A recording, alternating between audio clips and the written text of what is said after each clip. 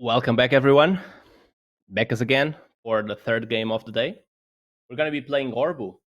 And as Oirbo, you will explore a labyrinthian spacecraft and discover its mysteries and purpose. Navigate a huge Metroidvania-inspired and drawn 2D action platformer full of secrets to uncover, areas to explore, and enemies to dismantle. And with me, I have Edward, that I would like to ask, how would you define your game in a sentence? Hi there. Oirbo is our first Metroidvania platformer, and it's a super fast-paced, tight platformer with really challenging level designs that we hope to challenge people. Okay, so 1 second. Okay, so I think we can start because I want to ask you a specific question about the menu, right? So I think the game starts here, and I have a very specific question. Just need the production to get me there. So the UI is very minimalistic, and so is the world, right? So I'm going to start the game, and then we'll see how it goes from there, because my curiosity about this is, okay, so we are playing the game right now, and the game is very, very bare bones, but in a good way. So I don't see a lot of information, right? The game doesn't tell me much, and the UI doesn't tell me much either. Is that some kind of like meta narrative that you have going on, kind of like in Tunic, where the manual is a gimmick of the game itself? Yeah, so we designed the whole game around something called the visual language, which all these icons and things that you can select on the screen, and even the signs that tell you the tutorials behind you there. They're all icons rather than text. So the whole game doesn't have a single line of text throughout the entire game except for the title. But other than that, yeah, no lines of text. That was kind of a cool universe thing that we decided to design. It also helped us with localization. When we came to deliver the game around the world, we had no text to translate, so it was super easy for us. But yeah, it was kind of like a cool world-building quirk that we decided to use. Yeah, it's very interesting because I immediately noticed, so I'm going to show it again on stream. So the UI of the menu is something as minimalistic as you are seeing, right? So it's just icons. And the world itself is just the same. I'm struggling here. This is so everybody already noticed that there's a gimmick in the game. So you can flip or turn on and off gravity, right? So this is something that I found quite challenging in the beginning. But so what inspired you when making this game? So what games did you felt were inspirations or something where you should be, I don't know, places where you got inspiration from? Yeah, so Diogo was the original game designer behind Oirbo, and he came up with the idea of robots in space, and it was based around games like Metroid. Obviously, as a Metroidvania, we have to reference Metroid, but also more recent titles like Hollow Knight. Both of us really enjoyed Hollow Knight when we played it, so we decided to go after a sort of a more level design approach to game design, where the level is the enemy more than enemies that you might find around the map. Right. So yeah. So you go on. The gravity flip mechanic, which you're experimenting with here, was one of the big ones that we knew that we had to give the player upgrades and powers and things like that would challenge them to explore the map in a different way. And actually, the entire game could be played with gravity flip enabled. We designed the map so it could be flipped upside down, a sort of callback to that old Castlevania thing where the whole game flips upside down and you play it in reverse on the second playthrough. Really? So you're saying that? Yeah. So you're saying that if I want, I can just play the game with gravity on or off the whole game? Yeah, exactly. There are no puzzles that will force me to turn it off and on. I don't think so. No, I think you can do everything with gravity flip enabled. That's great. Okay, that's really great. Yeah. So you were talking about Hollow Knight. Well, Hollow Knight is, I would say, much more combat heavy, at least, or at least. Yeah. Yeah, the platforming in Hollow Knight is present, but I wouldn't, contrary to your experience, the enemies are usually the tougher challenge, right?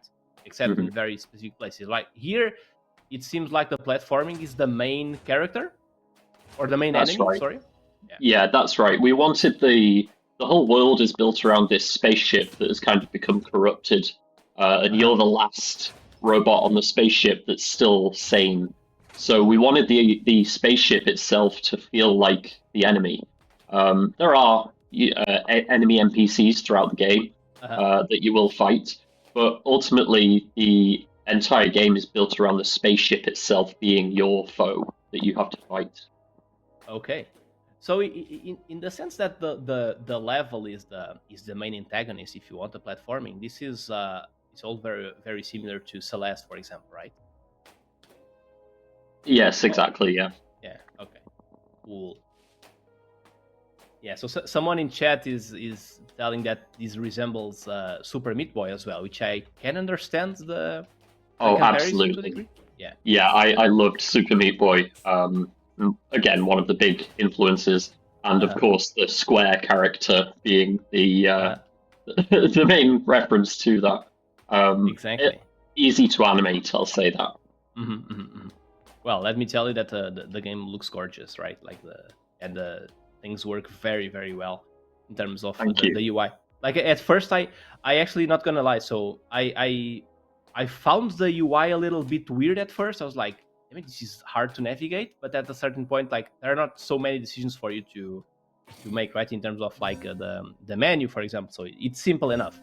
Yeah. It's just to say that it's very stripped back. Yeah, exactly. So and once you start to playing the game, you will eventually just understand everything, and it's not that complicated. At first, it's weird, but that's why I also had that question about how the UI was part of the narrative, because I found that very creative.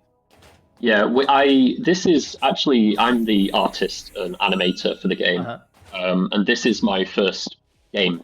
So I wanted to really try and prove myself and make the entire experience feel like one cohesive immersion, rather than lots of different systems interconnected. I wanted to feel like I was inside Oirbo's head when you were in the menu. So you're navigating like a computer's UI rather than the game's UI. So it's kind of like more.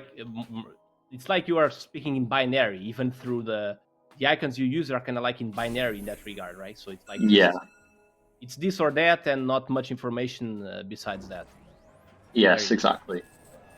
So you are a team of two? Is that, I'm understanding that correctly?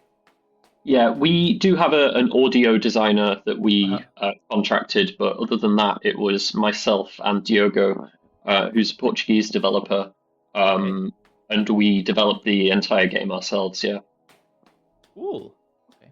Very interesting. You always amazed by how much such a small team can achieve.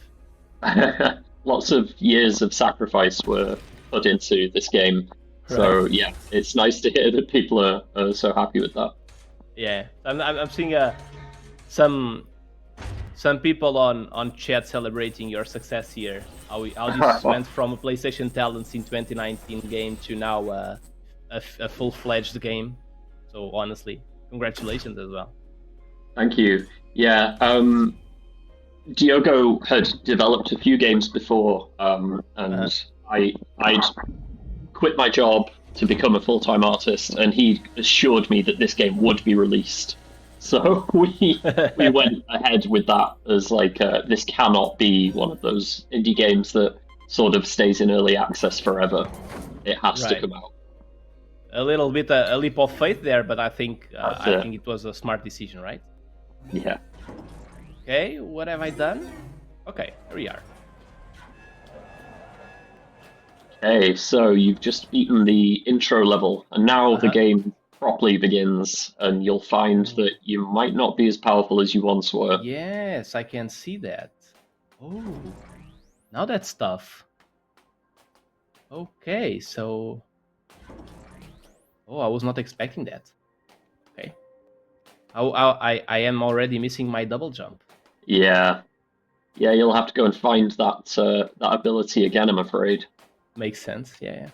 We originally didn't have an intro level. This whole start sequence was the start of the game, but we felt like players needed a little taste of what was to come, so that the frustrating start might be a little bit alleviated. You know, the understanding how the jump works and things like that was a little bit of an uphill battle for some. So we felt like an intro might be helpful. Right. Yeah, makes sense. I mean, at the cost of maybe some frustration for some people, but it does make sense. Yeah, and as a game without any text or any voice acting, it's very environmental storytelling heavy. We needed a way of giving the player an objective without necessarily telling them what that objective was. So if we strip all your power-ups away, then it's pretty obvious that you should go and get them back. Yeah, I just missed the dash. I thought I had the dash ability. Okay, so very nice. So what is the process behind here? So you took your leap of faith because you trusted Diogo in that this would be finished. So he had some more experience than you. And then you just like started brainstorming something, or did you come up with an idea and you started working from there? How's the process here? So Diogo had a bare bones example of what Oirbo would be, and originally it was meant to be a very short project. We were starting in May, and it was set to be delivered by November. And then he had a working prototype. It was all very bare bones. There was no animation, no art or anything like that. And it was my job to come in and put all the art into it. And then I started telling Diogo all my ideas, and a year passed, and we started adding more ideas, and then another year passed, and we started egging each other on, adding more and developing more and more. And we have essentially just kept and-thenning each other into growing the game into what it is now. So what was a 6-month project turned into an almost 6-year project that turned into this. So it was our first project together. So it was a good way of us learning how each other would work, and we're already working on our next 2 titles. So it's a relationship that's really grown well, I think. So yeah, it's a good way of doing it. Great. So that seems to be a common trope amongst indie games, especially, well, it seems in Metroidvania, right? So the very recent example of Silksong and Team Cherry. So because I imagine that, especially with games like this, where you have a world that's gated behind abilities or puzzles that depend on specific abilities, I imagine that this can be infinite work, right? So like you can always be thinking about different levels and different abilities. How do you limit that? Like how do you make that work? Like where is your limit? So we planned the 5 levels that are in the final game now, and they were just thematically designed based on what do we feel like would be in a spaceship that ultimately is like a generation ship that you're on. Here's actually just quickly a cool example of how we tell the story in Oirbo without any text. And these are the visual novels, and it's like a comic book that you'll unlock each chunk of the comic book will be unlocked slowly as you play the game, and it's one of those collectibles that you can go from start to finish and get them all if you really search every corner of the ship. But yeah, back to how we limited the level design. Yeah, I think we couldn't have done any more realistically. We were both at the very end of our ability to hang on to the game before we released it. We were very happy to release it. But yeah, we planned for 5 levels that were sort of themed around what we would think would be on a spaceship. So there's a mechanical bay where they would build robots and fix things, a nature area where they'd grow all the food that would feed the staff. There's a medical bay, that sort of thing that we planned around, and each area has its own theme and power-up that you would collect from it. Oh, okay. And then we gated each new area behind a power-up that you might have to collect. Okay, that makes sense. So, for example, you're just about to enter the nature area, but I think you might need the dash to get into there. So maybe come back to this in a bit. The game is telling me so. Yeah, those signs. Those comic book elements that I just found, like those are the only detailed storytelling elements that we find throughout the game. That's right. Yeah, the environment, I did a lot of work to try and tell story through the environment, but that's always hit or miss whether people pick up on it or whether it hits the right note with people. Sometimes things can mean things to one person and not another. Exactly, yeah. But yeah, the visual novel is pretty much the only storytelling element in the game, as limited by our no text rule for the whole project.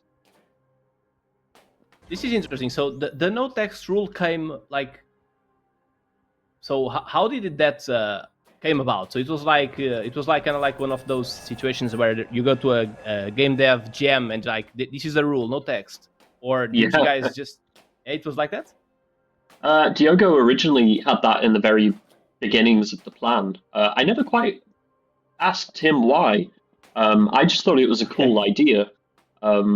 It's always fun to have limitations when you're creating like a massive project like this, where there's a whole world to explore. Because if you just give yourself free rein, things can get out of hand really quick. So putting limits and barriers on things like that kind of helps you, play in the right area. Yeah, to me, it seemed like a really cool limitation to play with. So I just went with it. Yeah, no, that definitely makes sense. Otherwise, you're just like you can even feel some level of I can feel overwhelmed to a certain point, like with the freedom of creating anything, and like that you just have it's kind of like a game, right? Like you have a rule, you can only create it like this. Absolutely, yeah.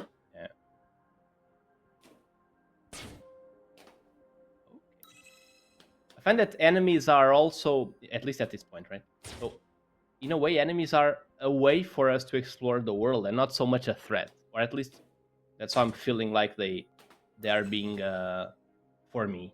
I'm not feeling very threatened. I'm just feeling like I have to use them to progress. That's also a very interesting way of designing a level. Yeah, that was part of the world is the enemy design that we went with. So yeah, you could just call these moving platforms that disappear when you touch them. True. They really don't have an AI, so to speak. Yeah, but they do damage. That's it. They do damage. And we built the game with a sort of amplifying threat. In the very first enemies you find might not be very difficult to defeat. Yes. But when you add another enemy that you might see later to this enemy, suddenly the floating mines there might become really challenging if there's something chasing you, for example, and you can't get past them, or there's a reason why they might end up being a more significant threat when paired with something else. So that was part of the idea of the level designs as well, was that as the levels grow in difficulty, the enemies will also team up and do different things that you might not expect. Yeah, that does make sense. Yeah, and I was just wondering, you were telling about, I think you said 5 levels or 5 areas. So how long would this game be? I would say it's hard to say because everyone plays differently. I mean, we've had people speedrun the game in under an hour. Okay. But I think for the average person, you could expect maybe 20 to 30 hours of Okay. reasonable gameplay, up to 45 if you really want to get every single collectible and explore every corner of the map. Yeah, so it's fairly large, right? So Yeah. okay. Yeah, I think I worked out based on if Oirbo is about 3 foot tall, the game is about 12 square kilometers in Oh, size. interesting. Interesting. I never thought. Okay, interesting. Never thought about that relationship of I don't know, size of the character and the world. Interesting. Yeah. Okay. Cool. Yeah, I think you were talking about how you try to design the world in a way that, so the world has some kind of, let's call it indirect storytelling or world building, right? So we are playing the game and we get some hints about things. Um, from my experience, it's the kind of stuff that sometimes you have to play the game once or twice to actually understand what's happening. Mhm. And so yeah, so I do agree with you that it may be hit or miss for some people, or maybe it will take people more than one save game file to go through everything and to properly understand everything. Yeah. And some people just don't want to play the game that way, stop and look around. They just want to, interact with the Right. gameplay elements, which is totally fine. We designed the leveling and the platforming to be as Uh-huh. engaging as possible, so you don't have to engage with the story. The Yeah, yeah, of story course. really is secondary to the actual gameplay. But yeah, Yeah. I think coming back to the game, I haven't actually looked at the game in a couple of months. Um, yeah, just seeing there's some elements of the backgrounds and things like that that you might come back to later after exploring further and be able to go, oh yeah, I see where that came from and things like Exactly. that.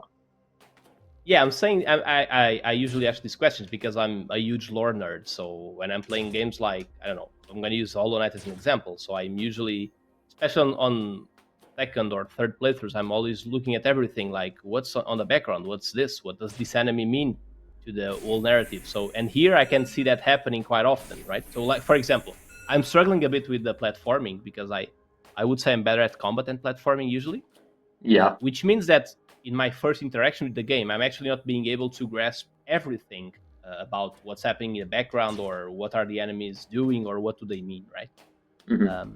So usually, at least I struggle a bit because usually I have to adapt so much and get used to such a different gameplay that it'll take me a while to understand the world and the places and the happenings. But yeah, overall, Yeah. pretty great. And these signs here, yeah, I understand that these signs here will give kind of giving me tips. Are this information is present throughout the game or just in the first part of the game like this one? Every level has some visual Hints. signs, yeah, that give Uh-huh. you Okay. tips, hints, tell you where a boss might be, Uh-huh. tell you how to use the power up you just picked up, that sort of thing. Yeah, yeah, okay. Yeah, so We developed sorry? we developed a whole language based on no text. So somewhere in the Nice. game's files there is a sprite sheet full of different icons and things. Some of them, like the skull there, are animated to give a bit more context. But yeah, lots of the text we had to convert into to symbols. So we have our own emoji language. Pretty cool. So I imagine I'm going through to a boss, or at least I imagine that skull icon suggests there's gonna be some kind of enemy at least. Yeah, that's it. There is some threat at the end of this level that Okay. requires a skull to denote its existence. Yeah. So because we have limited time, I'm gonna try to go there to see some kind of combat or at least a different interaction. Sure, yeah. I can But give I'm you gonna some hints if you like. yeah, let me just try to survive this section here. Ready? There it. Okay, I made Go, it. go, go! You got it. Well done. Yeah, Lots of damage. the platform Yeah. designing was based on the idea that you just have to trust that we designed it in a way that was possible. So you just have to go at some points. Oh no! Damn it. Yeah. Okay. Yeah. Okay. Oh yeah. So you mean like it's definitely dangerous? It seems impossible, but trust. Yeah. Trust that we Okay. designed it to be possible. Just go for it. Exactly. Okay. So do you want to guide me to a boss or something? Yeah, sure. So go straight up, Okay. and then keep going left when you get to the top. Okay. Let's go.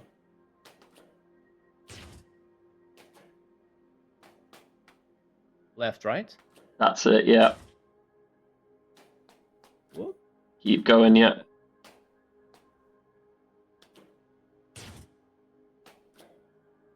I need the right here, buddy. Nice. That was good. Smooth. I'm not usually great at platforming, but I do have fun doing this. Good. Oh, that's good to hear. Yeah. We got some feedback, but the controls, sorry, could be a little floaty.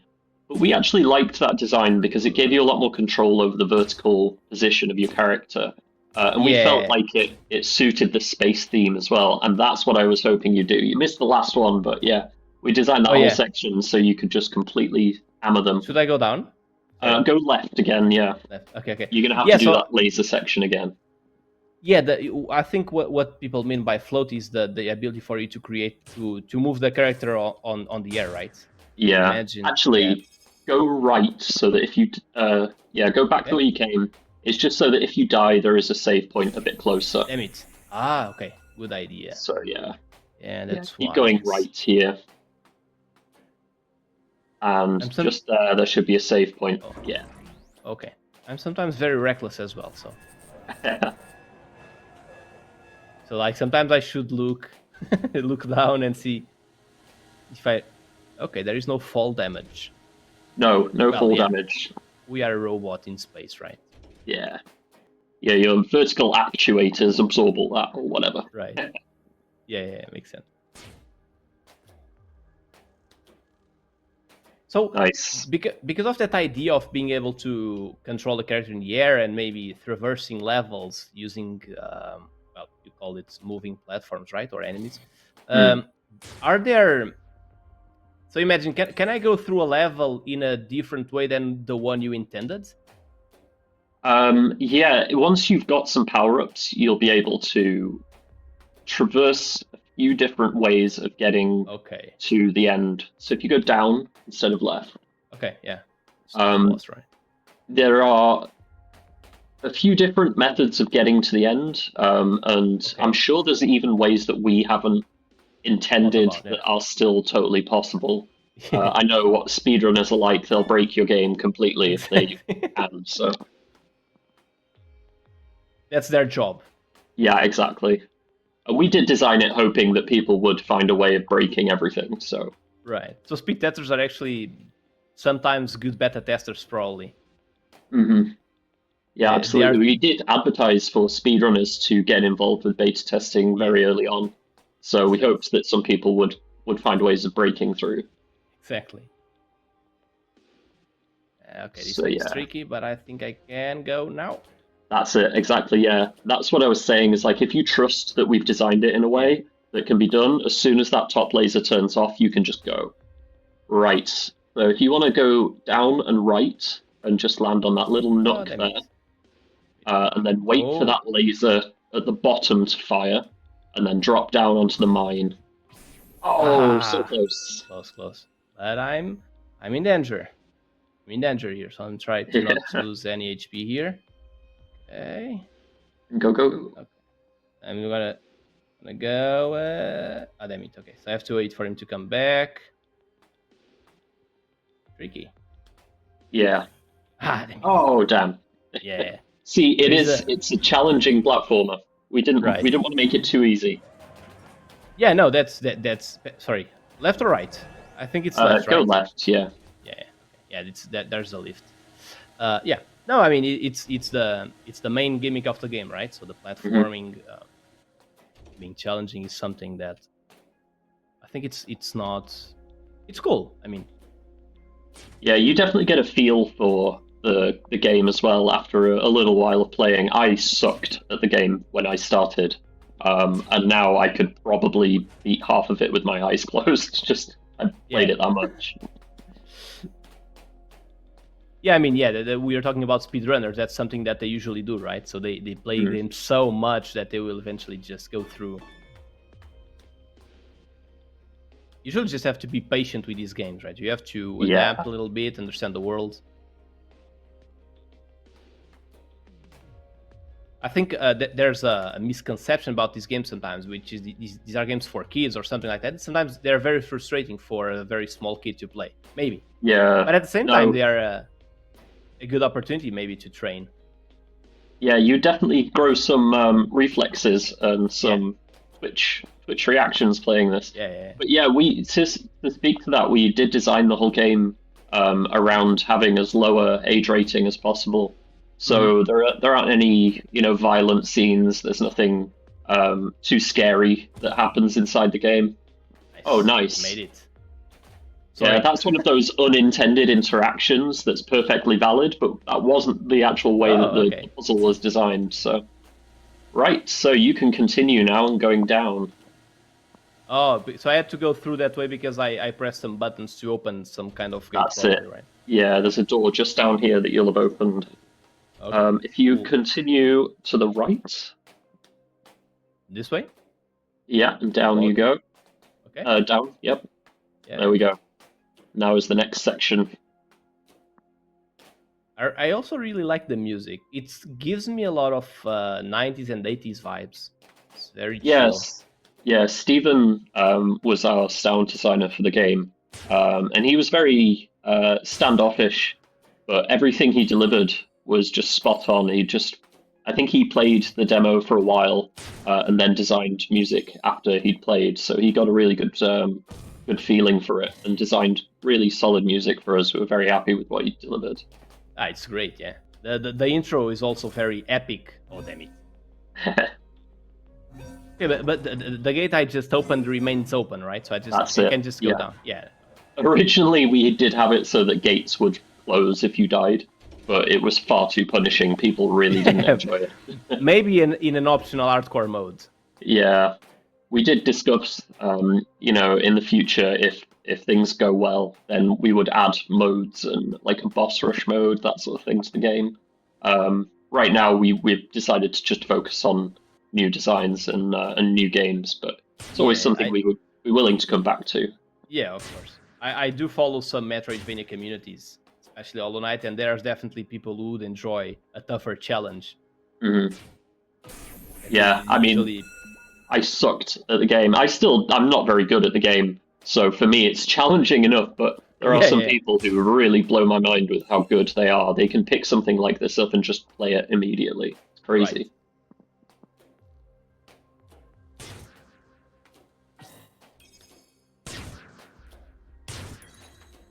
So how do you test the levels? So for example, do you, I don't know, maybe a silly question, but like there are games like Mario Maker where you can just create custom levels. Do you guys thought about that? So like, do you use some kind of map editor in an engine or something to play a little bit? Or it's just like, let's create a level and let's go from there?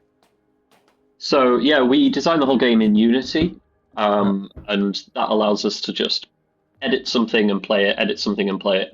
And the way we would work would be Diogo was the primary game designer, and he would create a brief for each level and design the level based on the rules of the game that we knew. So we know exactly how high Oirbo can jump, how far, the arcs he can take, all the geometry of his movement.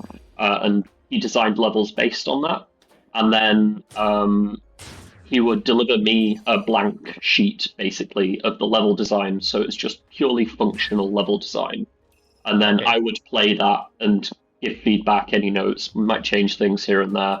And then after all that was decided and done, then we'd go in with the artwork and design everything afterwards. So it was very much design first in terms of gameplay. Oh, so close. Oh, I made it. Oh, you made it. You hit the checkpoint just in there.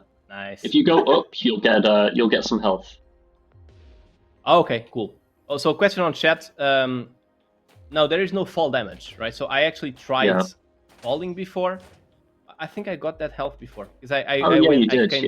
Yeah. Oh, but there's more. There's more. Yeah. No. But now you've unlocked a shortcut, so you don't have to do that whole platforming section again. Right. The next thing might kill you because we're coming up to the boss. So you really wanted that shortcut open. Right. These boxes on the wall, will heal you if you'd have got them, but you can't now. Ah, So. okay. I saw them before, like this one. Yeah, so that's a puzzle. It's a timed puzzle, so you have to hit all of the boxes before okay. the timer runs out, and it'll give you a little bit of health. So Okay. I cannot go back up, right? No, you're pretty much destined to fight the boss now. Oh man. Okay, let's go. You look scary. Oh, so you guys are okay? I died. But you guys are actually cool. So you gave us we know exactly how much HP the boss has. Mm. That's that's kind of wanted to make sure that things were fair and even for the player. I think if you go up instead of down, so if you go up, and use that shortcut we just unlocked, so left. Oh, right. You are right. There we go. Oh, you're right. Okay, nice. So I'm gonna try to unlock those healing things now, just for out of curiosity. Yeah, sure, yeah. It should be.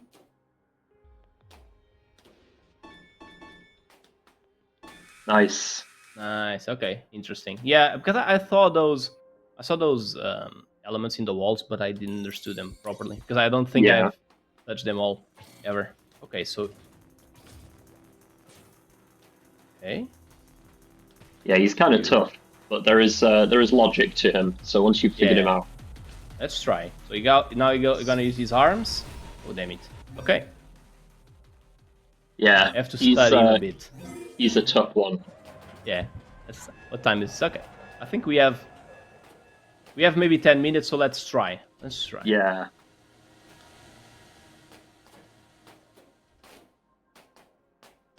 One of the key tricks to this guy is once you've hit him on the head, get away from him as soon as possible because he'll do his little clamps. Damn it. He's gonna shake his hands. Yeah. So you don't want to be above him just after you've hit him. Ah, damn.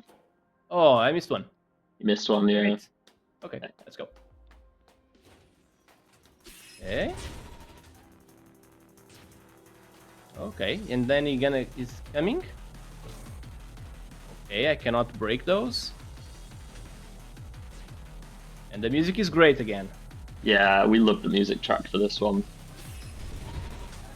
Can I hit you on that? Damn it. Okay. It's gonna be my challenge until the end of this showcase. That's fine. He was one of the last bosses we actually designed. Originally, we had the Soup King, or the chef. This whole section of the ship was like a cargo bay where the workers might eat, and he was like a soup canister on legs. But all of his animations were hand drawn to begin with. Here, all of his animations are actually rigged because I was only one person, and trying to hand animate every single enemy was just going to take me years. So we went to a rigged system. So this guy was the last one we changed. I have to hit him right on top. Okay. Yeah. I tried a Sonic the Hedgehog approach. Thought I could go like in an angle. Oh no. Yeah, the enemies for this are again like the second sort of main antagonist. The real point of interest is the ship. So we knew we needed bosses and that sort of thing. So they're not overly complicated, and they're certainly not boring to fight. But yeah, they're kind of tough to learn. Ah, nice. You're gonna jump again? You're gonna jump? No, you're gonna throw that one, and now you're gonna jump. You're gonna jump, right? You're jumping. You're jumping. There you go. And now I'm gonna run away, and then I'm gonna throw. Nice. Okay. I got you. Gonna jump. Okay. There you go. Okay. I think I got the hang of it. Oh, more or less. I forgot about that one. Yeah, because you can move in the air, it's somewhat easy to dodge as long as you. Okay. Now I got greedy. I get greedy very often. Yeah, it's the whole Dark Souls thing of don't get greedy. Yeah, Just be patient, and you'll win. Absolutely. Okay.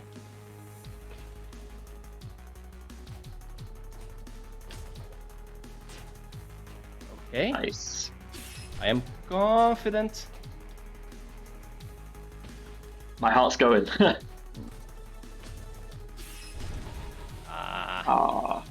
Yeah, he speeds up at the end. It's fine. Yeah, it's getting, and the music is. Okay. Oh. Damn it! So close, no. so close. I think I can make it.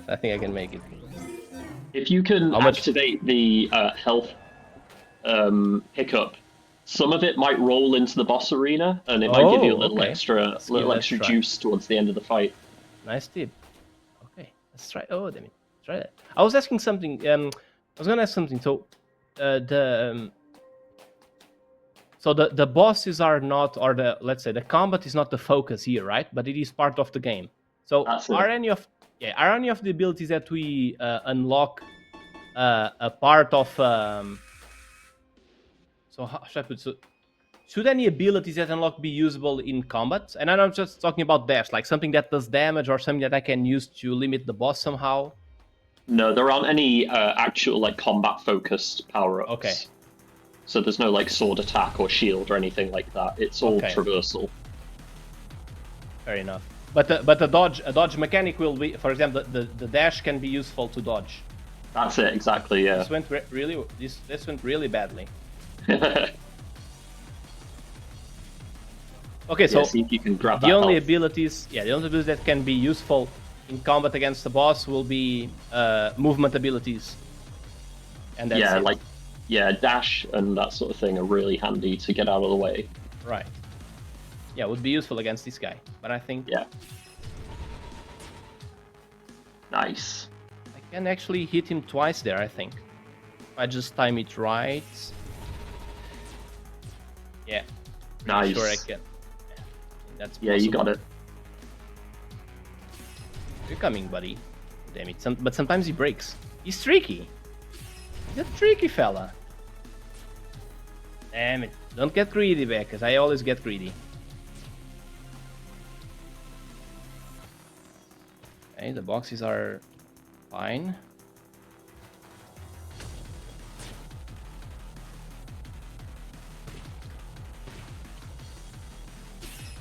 Ah, damn it! I forgot about that one. What time is this? Okay, I think we have time for another try. Maybe a one that starts slightly better from the beginning. Yeah, I mean, let me congratulate you because it's a very great game, and something that happens quite often with games like this is I play some, not a lot of them, but sometimes I feel not exactly a copy, but usually it's very easy to see, well, this game was definitely inspired by this or that. And with this one, I actually, damn it, maybe I should just die, right? Maybe. So with this one, I kind of feel like the wolf thing, of course, there's inspiration, right? Like the Castlevania thing that you just talked about, and but overall feels very innovative and new. Like it's not, I don't feel like I'm playing something I've played before. I think that's trying to make this sound like a compliment. It is, right? Thank you. No, I'm humbled by that. That's so nice to hear. I think the sci-fi sort of theming helps with that. If we'd have gone more medieval or like a little more like Hollow Knight, I think people would have drawn immediate conclusions. I forgot about that. Okay. Yeah. I see what you mean. For example, there's a game like Haiku the Robot, which is heavily inspired by Hollow Knight, and the developer says so. And it was actually on IndieX some years ago. And it's a robot setting as well, so it's like also a spaceship of some kind. Mm-hmm. So it's not just the setting, right? It's a mixture of everything. It's definitely the design, the levels, the platforming being the thing, and at the same time a bit of combat present. Yeah, it's very cool. Very cool. I remember seeing. Thank you. I remember seeing Haiku when it came out in development, and we were a little bit scared that people would, compare the two. So I'm glad that we feel distinct. Yeah, I think so. So IQ is a lot more narrative as well, even though not super narrative, but there's a lot of narrative going on. There's a very prominent story that's written somewhere, right? So it's, I mean, keeping the comparison thing going on, it's more Hollow Knight for sure. Yeah, absolutely. It's also more focused on combat too. Okay, one last try before production starts to tell me that I have to end. Well, I'm really glad that you're desperate to kill this guy. It means Yeah, I mean, I'm having fun, so... Oh, damn it, I missed one. Okay, let's go. Yeah, I'm having fun, and I already understand his movement, so it's just like a matter of patience now, and not being greedy, Yeah. which is something that I'm not always capable of. Come on, dude, jump. You're gonna jump? Or are you waiting for me? And I can't always hit him twice. It's also something I have to accept.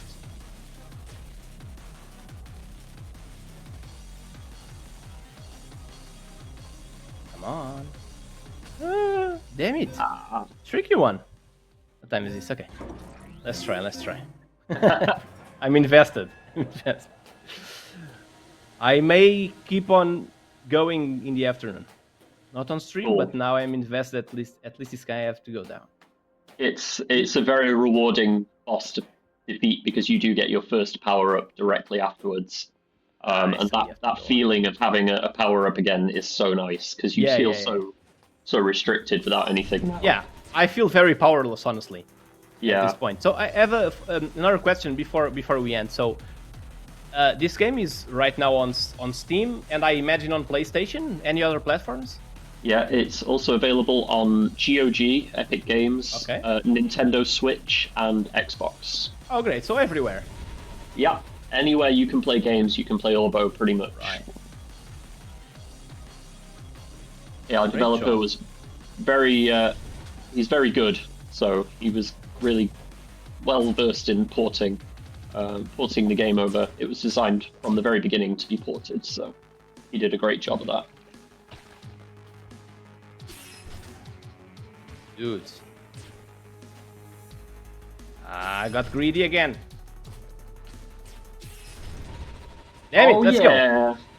Perfect ending for the stream. Nice. And if you continue left, you'll get your first power up. Let's go. Let's just do that and move on. Oh, the dash? That's it. Which happens to it would be very handy against him. It would have been very handy, yeah. Yeah. Okay. Cool. Very See, nice. that feels great, doesn't it? That feels so nice to have that. Because even though you can control yourself in the air, it's not the same, right? So against that guy, dashing would be amazing. Sure. Okay, so Absolutely. I think we have to end because I'm also gonna give the microphone to someone else. So I think it's time to go. All right, fantastic. Thanks a lot. Pleased to play the game alongside you. I'm just gonna encourage people on stream to, if you enjoyed, please do wishlist the game. It does help the devs a lot. Just gonna try to put the link here. Or can someone type exclamation point? Let me try something. I'm gonna do it. Okay, so Ego, thanks a lot. I hope everybody on the stream enjoyed. I'm gonna go and let the next game come up, and thank you for watching. Thanks, everyone.